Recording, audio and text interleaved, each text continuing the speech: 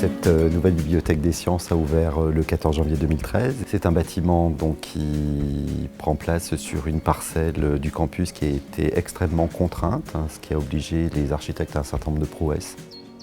C'est un bâtiment également qui a une esthétique délibérément industrielle, mais qui n'est pas froide du tout. Il y a eu un très gros travail au niveau de l'architecture intérieure pour rendre le lieu accueillant, confortable.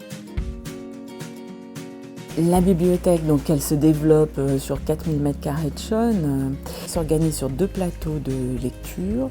Elle comporte 40 000 ouvrages et 15 000 périodiques. On a commencé le concours, on s'est posé la question de à quoi peut servir une bibliothèque universitaire aujourd'hui alors que tous les étudiants ont accès sur Internet à une documentation nombreuse. On s'est dit qu'il fallait que la bibliothèque ça soit un lieu d'accueil exceptionnel, qu'ils y trouvent du calme, qu'ils y trouvent des capacités de concentration plus fortes que dans leur chambre. Les installations soient faciles d'accès, que les gens soient repérables, visibles. Toutes les recherches de couleurs, de mobilier, elles ont été faites dans le même esprit. Beaucoup de calme, beaucoup d'intégration dans un contexte très paysager. Et ça, c'est très beau depuis l'intérieur du bâtiment, puisqu'on a ce grand rideau d'arbres qui nous sert de toile de fond pour les salles de lecture.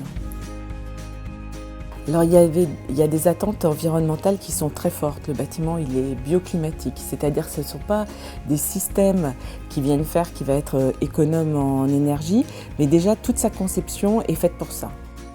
Donc on a voulu que cette bibliothèque soit un learning center. Un learning center, en fait, c'est une bibliothèque du XXIe siècle, pour résumer, c'est-à-dire une bibliothèque, bien sûr, qui est très connectée. On a prêté une grande attention à tous les équipements informatiques. Une place de lecture sur 2 est câblée, il y a la Wi-Fi, on prête des ordinateurs portables aux étudiants. Mais c'est aussi et surtout un learning center, un endroit, une bibliothèque qui essaye de casser un petit peu les barrières qui peuvent exister entre documentation et enseignement. Il y a tout un tas d'espaces qui sont conçus ici pour favoriser l'interaction entre les enseignements disciplinaires et la documentation, salle de tutorat, salle de formation, salle de travail en groupe.